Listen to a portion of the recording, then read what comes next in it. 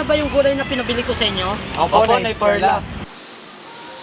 Inyo, dito ang tagpuan natin ha. Magpalit na tayo. O Jose, bawanin mo na ito, baka magutom ka mamaya. O, wag na kayo mag-atin, hindi para kay ninyo. Salamat po, Nay Perla.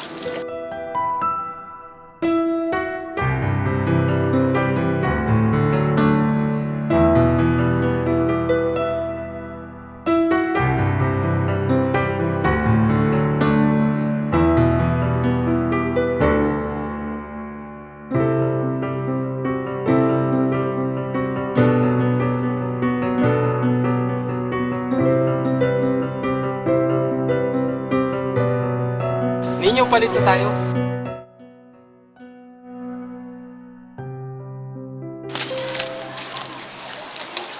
Ay sus, ayan na. Para sa iyo, Sin. Ito naman para sa iyo ninyo.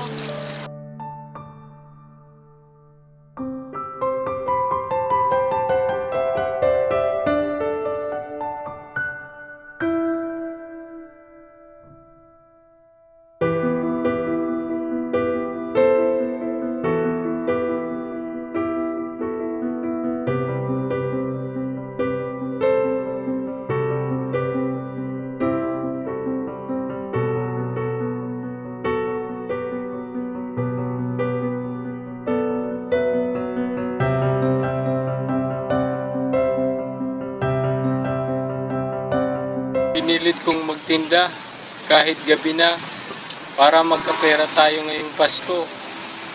Pero walang bumili kahit isa.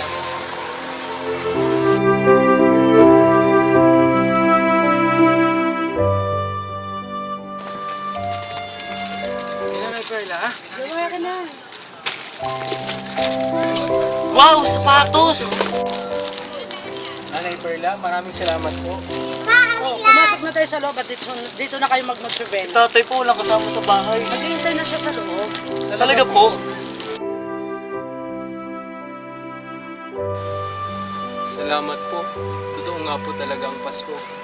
Pasko sa inyo, ha? Maligayang Pasko rin po sa inyo, Nanay Perla.